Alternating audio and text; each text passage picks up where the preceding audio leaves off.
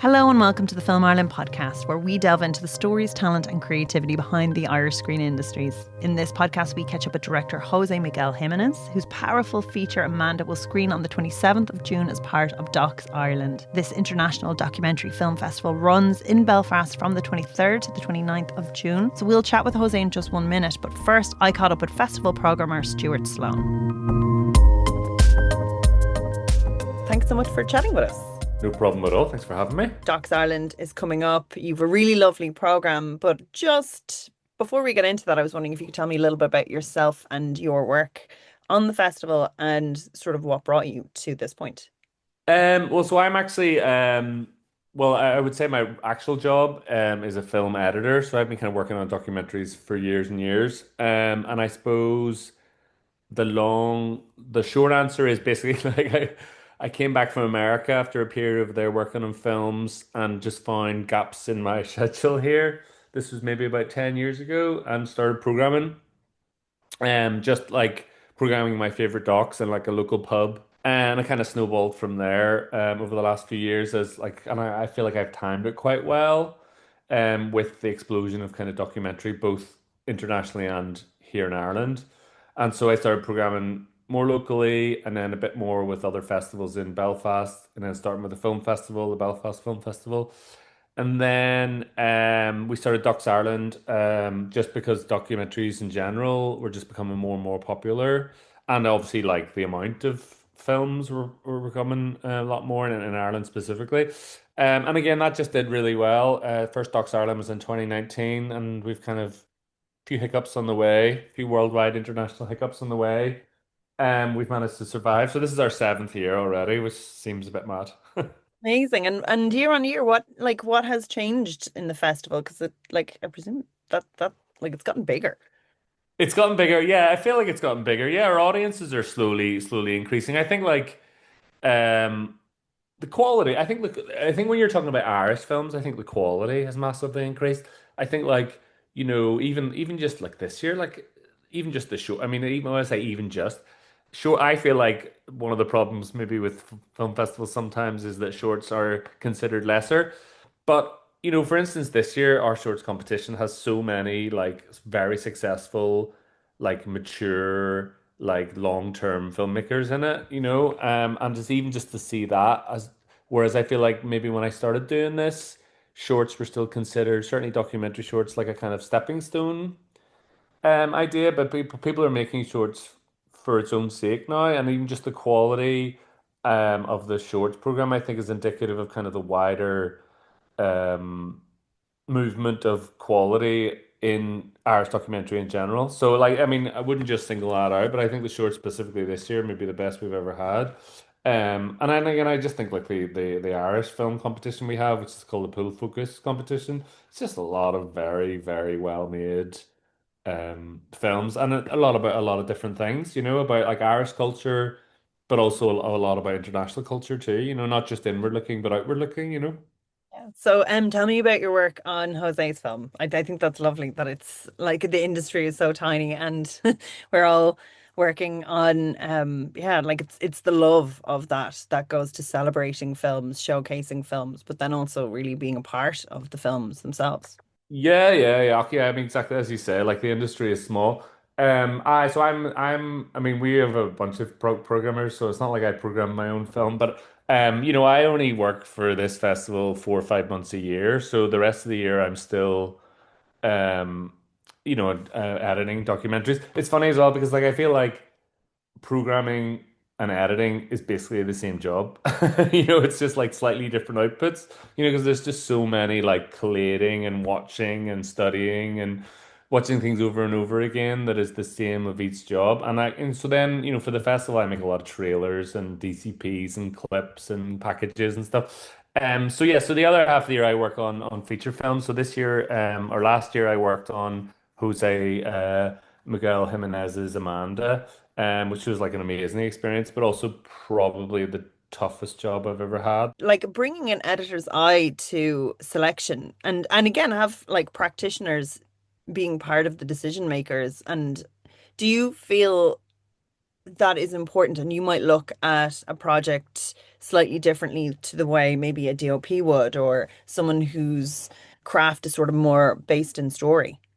Because my craft is more based in story. Yeah, I would say so. Okay, I would say so. I feel like maybe that's I know that's not a very it's not a very big talent to have, but I just feel like I'm quite good at watching things. I feel like I'm quite good at like standing back from things and being able to judge it, on its own merits. And I think the other thing that an editor needs is not be stuck in one style or one kind of thing that they like.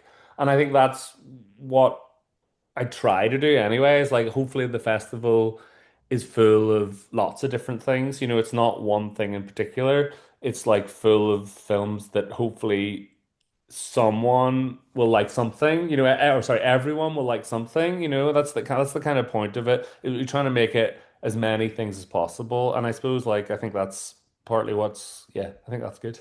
Brilliant. And tell me now the lineup. Let's go to what are you really excited about?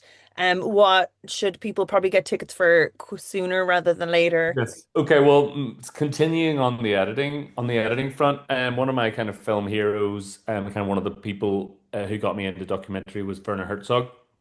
And in fact, I think probably the first film of his I saw, certainly one of the first was Grizzly Man.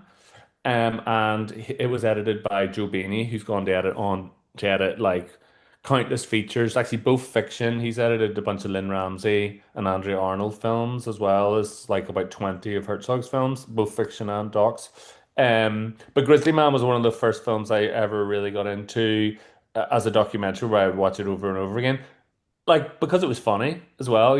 That's part of its appeal. It's not just about like life, but I thought it was funny. It looked absolutely beautiful. The music's amazing. It's like pure cinema. So Joe Beanie, the editor, is actually coming, and he's going to do a live commentary of Grizzly Man in the cinema screen, which I think will just be amazing. And Joe is like one of the most kind of charismatic and engaging kind of film talkers around. So that's just going to be an absolutely amazing event in the cinema screen. I guess the other kind of like big thing on what we're doing is like a night for Palestine, like a fundraising night where we're doing like speeches and having a kind of archive celebrating like Palestinian culture with David Holmes DJing. So that'll be really fun, and I'm sure we'll do very well. And then the other thing we're celebrating is David Lynch. I know he's not a documentary maker, but we're doing a kind of like YouTube documentary journey through the life of David Lynch because he was so important to us and to so many people. And in terms, you mentioned the shorts as well. Is there any particular voices that you're looking forward to seeing on the big screen?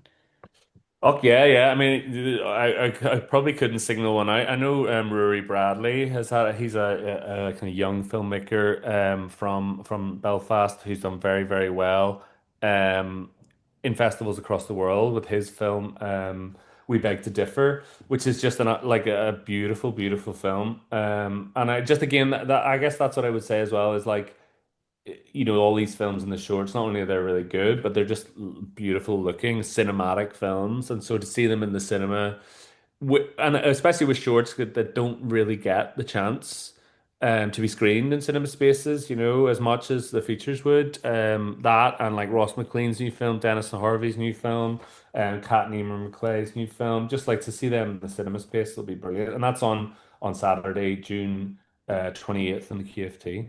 If someone is coming in and this is their first ever Docs Ireland, they don't know what to expect, what would be your advice? What would my advice? Get into the cinema. I guess like and that's the other thing, and that's partly why we started as well. Is like maybe that's like less true now, but certainly like in Belfast anyway, we only really have two independent screens in the whole country. I guess the Nerve Centre is kind of half that as well. So that counts as well. But there's certainly a lack of independent cinema screens in Northern Ireland. And so for us to have a whole week of documentaries that are cinematic and deserve, the giant screen with the very, very good sound, and for us we want our audiences to go and immerse themselves and like forget about their phone or other parts of their lives for 90 minutes, or other stresses of their lives and kind of like go into the empathy machine that is like cinematic documentary. I think that's the idea. So just like even if it's a film maybe you don't know that much about, we pick them because they deserve to be screened in the cinema, where the film does not be paused So that's what I would say. I would just like go come enjoy the cinema experience for a week. And thanks so much for chatting with us. It sounds very exciting. Thanks I'll a let you get lot. back to your planning. Thank you. Thank you, Stuart. Now funded by the Arts Council of Ireland's Real Art Fund, Jose's film Amanda follows its titular artist who has painted in isolation for many years, using art as both expression and refuge. So thank you so much for chatting with us. Thank you for having me. It's such a weighty, powerful film, and God, Amanda is so open and like beautiful to watch on screen. Her honesties, it's just so powerful. I'm sure anyone getting to see this as part of the festival will be just moved so deeply by it, undoubtedly. But before we get into the nuts and bolts of the film, I'd love to know about you as an artist and your background and what brought you here. Okay, so my background is in theater, actually. I've been a little bit of everything, I suppose. I've been an actor, theater actor, film actor, back home in Chile, actually, in the beginning. And then when I got here, I studied again. I came to Trinity, actually. I'm in Trinity now. I did the Bachelor in Acting Studies in theater in Trinity. And then when we finished that, me and a group of classmates and friends started a theater company, and we developed our own work for a good few years. You know, we presented our work in the Fringe Festival in Dublin and in the Dublin Theatre Festival. We got to travel. We went to the States. We went to Portugal and other places with our shows. All these sort of kind of ensemble, the way in which we were making our theater shows was ensemble work. So it was never a text-based theater approach, but like improvisations and very much a collective creating the pieces. The reason why I mentioned this is because I think that's something that you can actually kind of see in Amanda as well. It stayed with me, this idea of collaborating. The film with Amanda is on many levels a collaboration. Yeah, you're very present in it as well. And the nature of real art, I suppose, is experimental in form too. Yeah, absolutely. Yeah, that's the idea. It's a non-narrative documentary with an art subject. That's sort of like the definition of a real art. Um, so anyway, after the theater years, when I was working in theater, I started to use cameras and projections in the film, in the shows, and then I sort of became a video designer. From that, I was like, I love this thing, and I was making projections and video design for theater shows, dance shows, live performances. And then slowly that kind of morphed into staying with the camera, and I started to make short documentaries and music videos and artists, working with visual artists. And then since then, I suppose I've made two short documentaries, one sort of mid-length, and this is my first feature-length piece. Yeah, Amanda. And in terms of creating stories and telling stories, do you like that does feel like a very organic shift? Do you Yeah. feel that there's like boundaries in the difference of the roles, or do you very much so sidestep from one to the other? Like, just and like even in terms of how you see yourself as a performer and getting a story across, like, is it a very different headspace, or do you find links there? I think there is link. I think there are links. I think um, in many ways, I kind of feel that the output is the same. You're just choosing a different canvas in a way. And obviously, certain projects you feel this has to be a theater piece. It's the medium where the premise works. You know, I find theater and film extremely different, obviously, and also very similar on many levels. But I think although you can talk about the same things, probably the way in which you articulate them and the way in which you establish the conversations are quite different, quite different. So I would say I think I've been doing the same piece all my life, whether as an actor, a theater director, as a video designer, or now as a filmmaker. I think it's the same impulse in a way.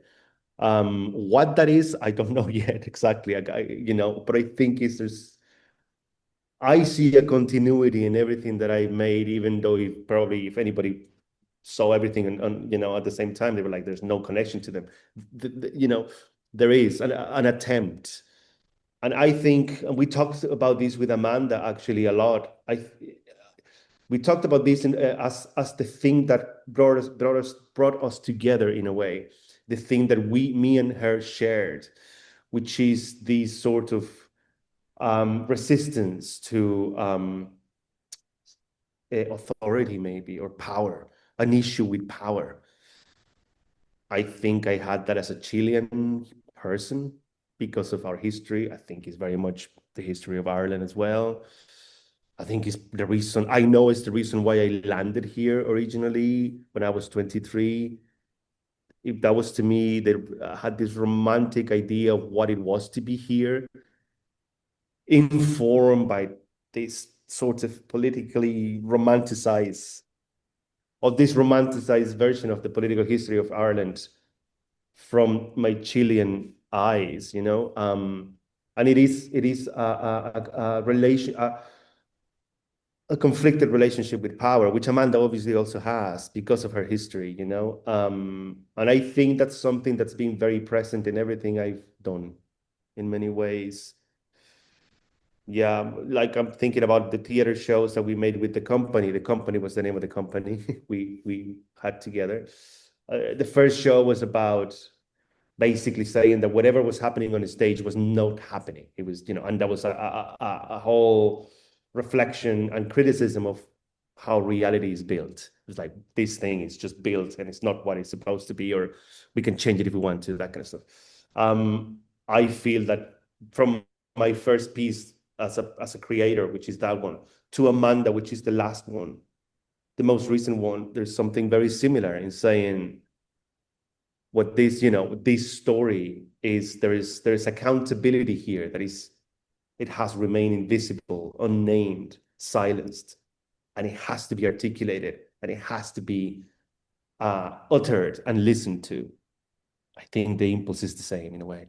That was a long, convoluted No, answer. no, no, Sorry. no, no. I love this. No, no, it's really touching into something I really want to explore, and that's like this type of creativity and storytelling, and specifically with the real art scheme is so interesting in terms of, again, because your background is so based in theater, and again, without those, that you're reluctant to adhere these structures to it.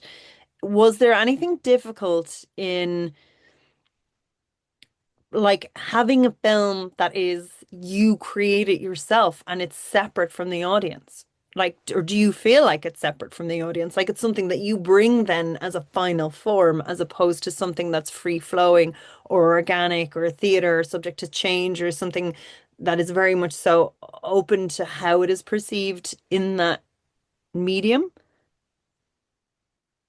You mean like the liveness of theater versus the Yeah. packedness of. And there's a back and forth, like from the Yeah.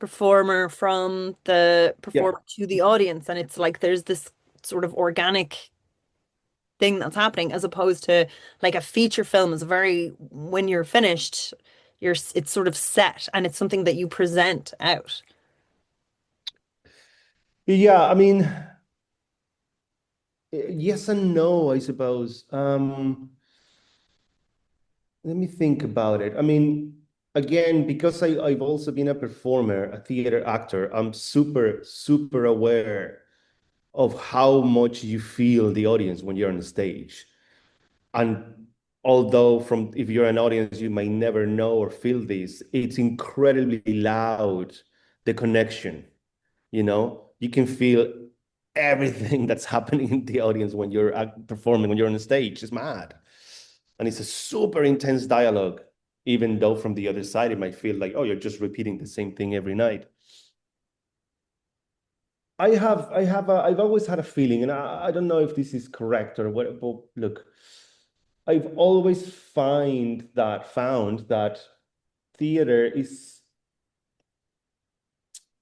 how you establish the conversations in theater is very much on an intellectual level. I don't want to say cold, because it's not, and there's a lot of there's an emotional journey, but it's a very sophisticated intellectual exercise. I find theater to be.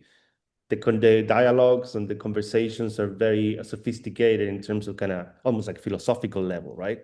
And I think that that's also true for film and cinema, the cinema experience. But I also feel that there is maybe another layer to it, or another process, an extra phase of processing that into an emotional, almost like purely emotional experience, right? Well, the reason why I'm saying that is because I feel that the dialogue is there too in that almost like more raw format that is maybe it's film. What I'm trying to say is that because you process it further, it becomes this kind of more raw or more open interpretation. And I kind of feel that the relationship you have when you're watching a film, and I have it as an audience very much, and you have the relationship with everybody that is watching it with you, whether it's in a cinema or in your house, unless you're watching it on your own. But then you have a relationship with everything you are and all your memories and all your culture, I suppose. It's a very open interpretation as well. I find that there is a very much a dialogue, very active dialogue. That's what I'm trying to say, I suppose.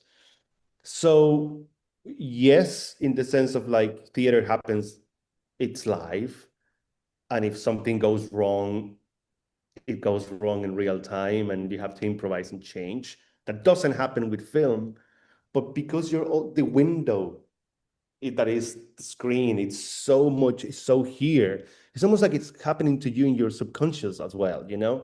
So there's a lot of space there. I find that there's a lot of space for interpretation, confrontation, acceptance and refutal, yes. Yeah. That's just fascinating because it just, again, like just looking at your background and where you exist in the arts and then this medium just being like that bit different. I'm just curious to like what your experience as an artist has been navigating that. And then again, before we get into them, which I'm excited to do, just talk about it as Yeah. well. You were like involved with a magazine, which obviously we're gonna really, but Yeah. like the arts, like this. Okay, so this film is an artist commenting on an artist in an art form, observing another art form, and I do think like Yeah. writing about the arts and having a space for that sort of cultural conversation is really important too. But I just like, and it is in that theme. I was just wondering if you could chat a little bit about that as well.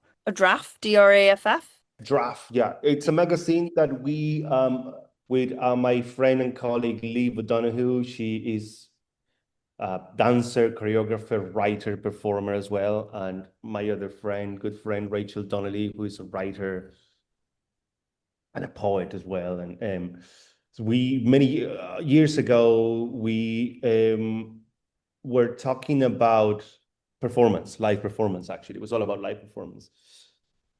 And we were talking about everything that is not is not seen, or everything that doesn't become explicit part of the final piece, but that is there. I mean, there's so many when you go to rehearsals and you go to the development, there's so many things that you are part of the mix. And when you start to kind of polish the final version, the sharing, things start to kind of you start to cut things out, although they are part of it anyway, on a different level, in a more like maybe subconscious level or invisible level, if you want. And draft is a term that comes from brewing beer, and it's the offcuts, it's all the bits that you clean and leave out to distill the final product. So we wanted to concentrate on the drafts of live performance. And that's when the idea of a magazine just kind of sort of emerged, I suppose. And Draft was very much about contacting artists, talking to them about the background, the behind the scenes, sometimes organizing conversations between artists. So we would kind of step back and they would enter a dialogue um, and develop their own conversations, I suppose. And also about, which is actually very resonating with my background and Leaf's background or practice, pairing a visual artist with a dancer, a musician with like an architect or a theater person with so to kind of create these clashes of different people, different approaches to what live performance means. That's what Draft was about. So yeah, it was an interest in liveness, I suppose. I find it interesting that it just feels like this real art is almost like an evolution of, again, a commentary of an artist looking at another artist, of you using one art form to examine another art form, which I just think is particularly interesting. And if you could tell me a little bit about your relationship with Amanda, how did you guys meet and decide to collaborate? 2020, 21, I think. I ended up visiting this person's house who was Amanda. And as soon as I walked in, you've watched the film. It was a different apartment. It's not where she lives in the film. It was a house. Her canvases were everywhere, everywhere. And I was like, whoa, one room, the next room. I was like, wow, this is a lot. This is crazy. And they're so strong as well.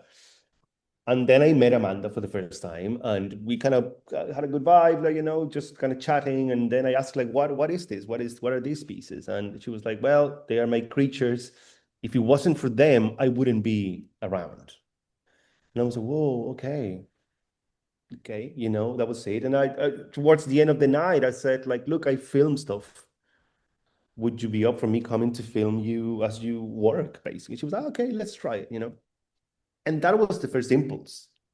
I just kind of visited when just hanging out and filming her paint, basically. And then little by little, obviously, we started to kind of, trust and we started to generate trust. And I started to learn more about her background, or actually the background of the paintings, what they are and, what they are an expression of, and then her background. And at some point we discussed, let's make a film.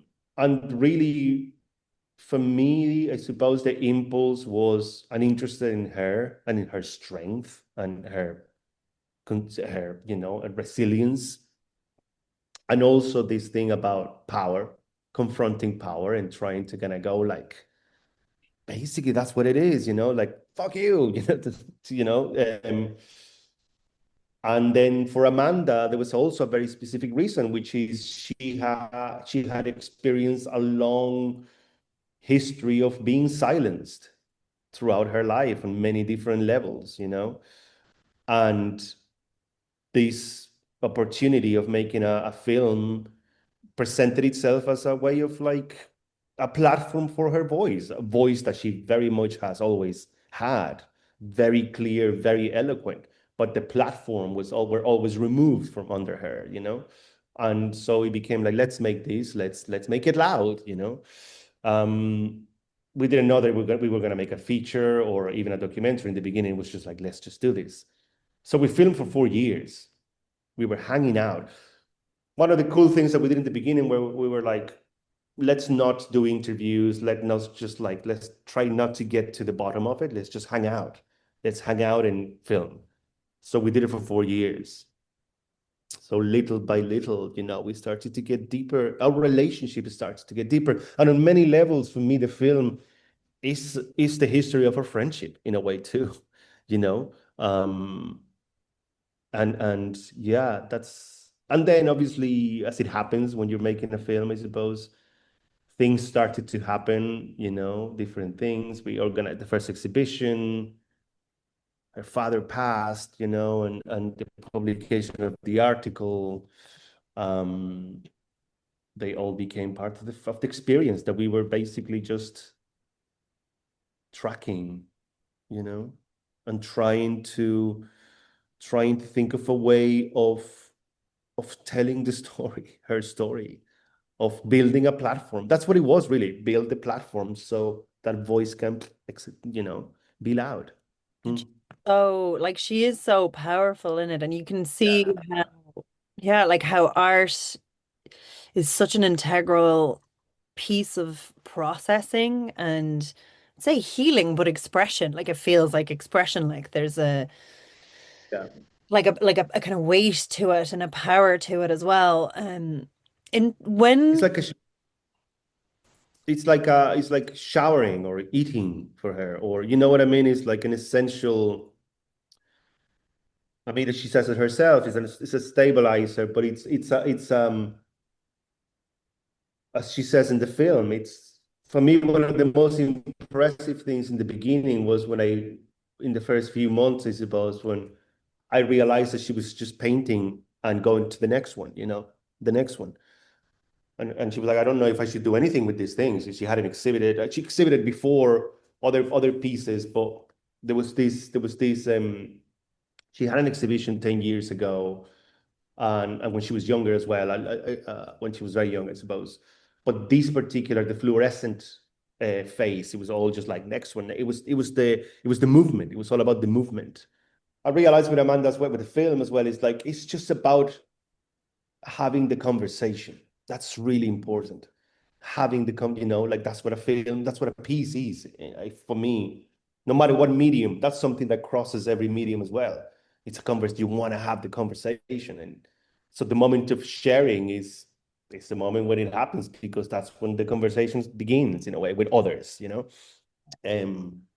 But for her, it was so clearly the exercise, the physical response to moving to me that was like so interesting that yeah. That the trauma is sort of captured in the body and then processed out. And but even in terms of like it becoming a real art. So when did you kind of come to the Arts Council and get like how much under your belt did you have when you kind of went to share it or went to share that idea to get other people involved? I mean, the Arts Council was instrumental. It's been for me throughout my theater years, my video designer years. I'm an artist, I've always been supported by the Arts Council, and with Amanda, I got a bursary before the real art. So it was a progression in many ways. I had a bursary that allowed me to begin the process in a way. I mean, I was filming already, but then sort of really investigate the extent of of the scope, I suppose. So that informed the development of it. So by the time I got to the real arts application submission,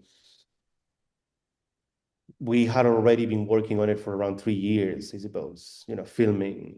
So it was the last year, really, last year and a half. So maybe 2.5 years were already of filming and, thinking about it and writing about it and understanding the scope and interviewing other people. I had, also understanding it stylistically, because I filmed loads of interviews with other people, for instance, with doctors and other people and towards the end, it was very clear it's just Amanda. It's, that's no experts, or not, it's just that experience of being there with her and whatever the other conversations or other points of view or expertise came, it wasn't part of it, so yeah.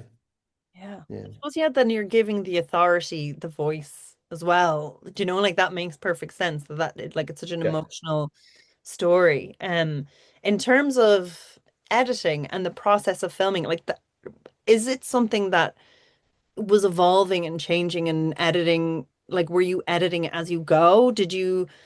No, Yeah. actually not. No, I didn't. God. So 4 years And I don't know. worth of footage you sat down to. So and maybe that was a mistake. I don't know, but I just had a thought about the real art conversation we were having.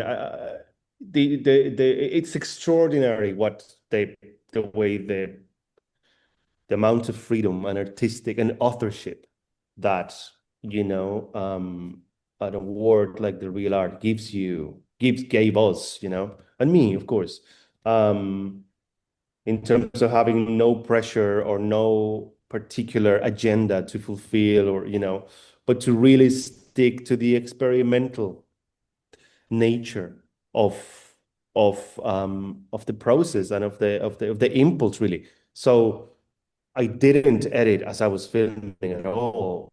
I just, at some point I thought about it, and I think at some point I tried, and I kind of felt like whatever I do now, it's going to determine what comes next. And I don't want to do that. I just want to, when I started working with Stuart, the editor, I think we had something like 150 hours of footage, something like that.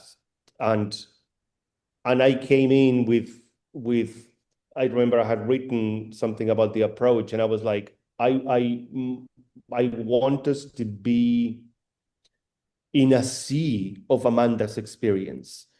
I remember very early I felt I don't want to make a portrait film of her, but a film that behaves like her. And by that I mean not in a extractivist or like an observational way, like, but what does that mean to be to share her behavior, her experience of the days? And for me, it was like every day is this journey, this battle, if you want, that and that's the beauty, she is triumphant every day. Every evening, she has won the battle through art. You know what I mean? Or reorganizing herself and grounding and re-embodying herself. And, for me, the film in many, many ways is a homage, is a celebration of someone like her who has been let down by the main institutions, and who has found and forged her own path. For me, she kind of went around. The official narrative did not help her, actually, quite the opposite. And she went around it and built her own path. You know what I mean? Alternative. To me, that is incredible strength, and the film is a celebration of that. So, when I started working with Stuart, I was like, that's what it needs to be. It needs to be a sea of her experience. And what we as editors should do, we co-edited the film, is to teach people how to swim it, not to try to control the sea, but like how to swim this. How do we swim in this sea of experience, which could be any day. Like, 4 years could be one day in many ways because of the journey, the arc of each day that she actually is successful at the end of each one of them. It's amazing. Yeah. So did you like, okay, so with the real art scheme, it's very much so. I know you're kind of like aiming to screen it at diff, I think for the most part. Is it like you're kind of there's Once we got the real art, we knew that the premiere was diff 2025. Yeah. so that kind of like that is something that was like it was a sea, it was an ocean, but you did have to boil it down to a feature film by that. Yeah. Was that a lot of like I suppose it's a very different energy that like, anything is possible. We're just playing creatively to like Yeah. now this has a thing and it has to be delivered by this point. Did that change anything? Was that like very stressful at times, or was it something that it was nice to have that focus? I think it's always stressful at some point, any creation. If you have 5 years to make something, by the end, you're gonna go like, please, 2 more weeks. If you're given 2 weeks, by the end of the 2 weeks, you're gonna go, please give me 2 more weeks. That's no matter what the frame is, you're gonna go, oh my God, if I only had another month, always. So that's the nature of the beast. I think that having a frame and a deadline is extremely helpful and creative, actually. If I didn't have the deadline that the real art gave me, I would probably still be filming and thinking, oh, it could be this, it could be that. I think having a frame and a deadline, a container, it's extremely useful and helpful in order to achieve having this conversation, which is at the end the ultimate goal, I think, because the film is not perfect. No film is perfect, I think. No art piece is or should be perfect. But there is a moment in which the conversation has to happen, and that's when the thing happens. And having a deadline and a frame, a container, like okay, you got this money, you got all freedom, you need to press play in front of all of us on the 23rd of February. It's like, okay, yes, it's the right time. And It's the right time. what was that like then? Like sitting on something for that amount of time and then like your debut feature film and like also you have Amanda to think about that it's like you're honoring her and her story so the pressure of all these Yeah. things or are you like Johnny Cool and you're like I can rock it, this is fine. Oh, Jesus, no, no, no, no, no, no. I'm not Johnny Cool at all. But the good thing is that we had each other, you know. Um, Obviously for me, you know, usually you are audience number one yourself, inevitably. But for me, Amanda was, for me, Amanda was there and as close as I am to the film, maybe even more for her, of course. So in the last period, which it was stressful, and by the time we picture lock, it was just like, no, and I say, loads of stuff happening in the last 2 weeks, of course, always we had each other, and even when we disagreed, and we did, of course, and we we had the richness of having had a long process and having really preempted. We talked about the end a lot. For instance, what does that mean? What were you going to do when we disagree? So we had sort of built tools to get through it and to support each other. For me, it was like, how do I support Amanda? How do I support Amanda? And Amanda was like, you're also gonna need support, and we had each other to bounce off. And we were there together for the premiere. It was always gonna be. And if this film goes to any festival in the future, we're both gonna go to those festivals, and we're both gonna do, a post-show, post-screening conversations. Amanda did, and we both did the post-screening chat in the IFI, and she was incredibly eloquent and powerful as she is. Yeah, that's the way it is. So yeah, nerve-wracking as it is, but also great not to do it solo, you And know? in terms of the energy in that room, then, like, again, you're kind of presenting this completed thing that you can't change, you can't adapt at the time. Was like, what was the kind of feeling as you're going through the screening with the With audience? I me, presume you're sitting at the back, like biting your nails, or sitting at the front, like feeling that yeah, energy. yeah. It's funny because I felt that it was really boring and too long. And then when me and Amanda we talked right after, I was like, oh God, to Amanda, and she was like, I thought it was too long and very boring. And I was like, me too, exactly the same impression. But that's just nerves. I think that's just nerves. Talking to other people, they were like, what? It was probably too short. They felt I wanted more. I was like, okay, okay. I never had that feeling whenever I watched it before, and of course, I see, like any filmmaker, I suppose, I've watched it so many times. I always was like, no, I can sit through that, and I appreciate it, and I want more, great. But the premiere is just like, oh, of course. Um, but it was great. We were very happy again to have the conversation, Yeah. Yeah. And what was has like because the subject matter, like Amanda's so open and so powerful, and again, it's something that people kind of suffer from, but they don't have that space to exactly have that conversation. What was the feedback like afterwards? Did you have people contacting you saying that you were grateful that you had put it on screen and that shared an experience that was similar to theirs? Have I had, to be honest,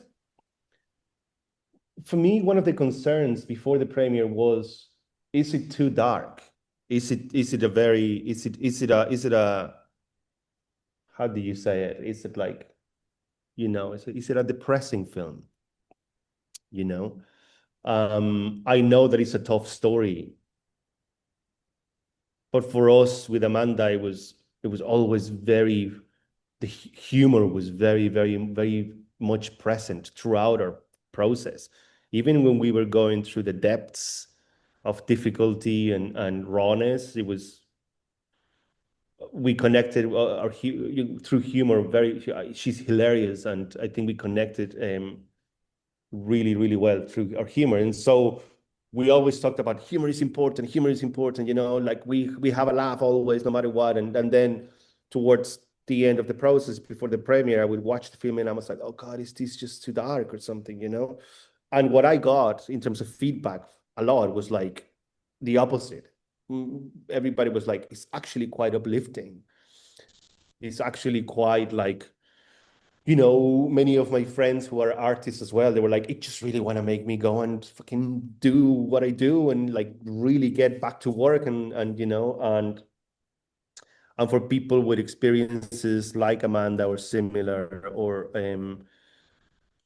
I think what I heard and what I would love to think as well is that it is somehow empowering um, to see it rendered in that way, to see Amanda's experience rendered like that, um, with her agency, with her being absolutely in control and part of it. We talked about a lot about agency, and for me, one of the premises or most important things of the film was like, if it's not a film that enhances or her agency, then we failed. It has to be, and that obviously brought a lot of difficulties in a way because everything was discussed. So, which I know I'm talking to other filmmakers and everybody says like that's weird the way you're doing it. So, for instance, I edited the film in Belfast with Stuart Sloan, the editor, and so I went to Belfast for 3 months more, but I came back to Dublin every weekend. And every weekend, me and Amanda met, and every weekend I showed her this is what it is. It's 6 hours long. Let's watch it. It's 4 hours long. Let's watch. What do you think? Yes, no, more of that, more of this. So it was very much a collaboration and an exercise on agency for both of us, because it can all either be just like that's not honest. It's like it's my film as much as it's your story 100%, but it's also my film, and we're gonna disagree, and we did disagree, and we went through it, and we went through it in the right way, and we met in the middle when we had to meet in the middle, we had to re-edit when we had to you know. So that added, I suppose, for many people, that was seen as an extra complication. For me, it was an absolute integral part of the project, really. I suppose it does speak to efficacy where, it's a story so deeply personal to her and she's so honest that that is like as ethical as you could possibly be, like as a documentarian in giving her the space, like so that story is hers. Do you know, like she's telling it exactly in the way Yeah, that she wants out there in that specific way. yeah, Which isn't always the case because, people might be like, this would be more dramatic, or this would be more this would be more that. But it's like, no, this is the story when, for so long her voice and yeah, her rights and everything has been sort of taken away from her in this very specific way that this is yeah. like very like honoring her and her journey. Um, Absolutely. But for me, I mean, I suppose that's what I was mentioning before, the background. For me, it was really not even, I mean, there is an element of like ethically, that is the way to make this project, and I want to stick to that for those reasons. But also because, again, the background of like making things as an ensemble is the only way in which I can conceive. I couldn't conceive filming her and then going and making something like that's what it is. It's just inconceivable for me to not have her input in the filmmaking process and the decisions, you know. Yeah. and in terms of, okay, so this, I mean, so this is very much so, I suppose, a film designed around her for her. If you would you jump into another I documentary or think drama again as a director and do something very different, or would you prefer just to move totally away even now and go back to the theatre world? Like how do you feel like this has sort of shaped you as an artist and your direction going forward? Yeah. I would say that more than a film for her, it's a film by her, by us, very much by both of us, um, with both our agencies. How it has shaped. I mean, yeah, I do want to make another film. I have a couple of ideas that I'm kind of developing. I learned a lot, a lot. Would I do it exactly in the same way? Probably not. Not because it didn't go well, but because that's done and there is learnings that you want to bring to the next level of, there's a certain terrain that I become familiar with, and now it's just like, okay, what if I jump there? What's going to happen?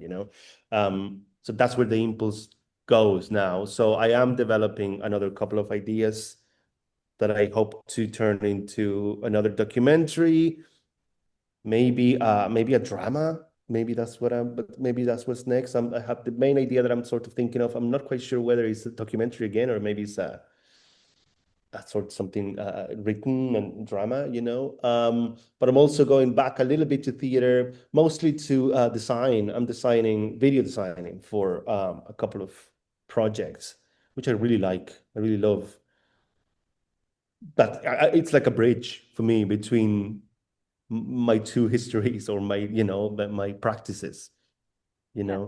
It's a completely different animal. It's a completely different way of conceiving what the piece is, and it is a piece as well, but obviously behaves in a completely different way. So I find it very interesting. Yeah.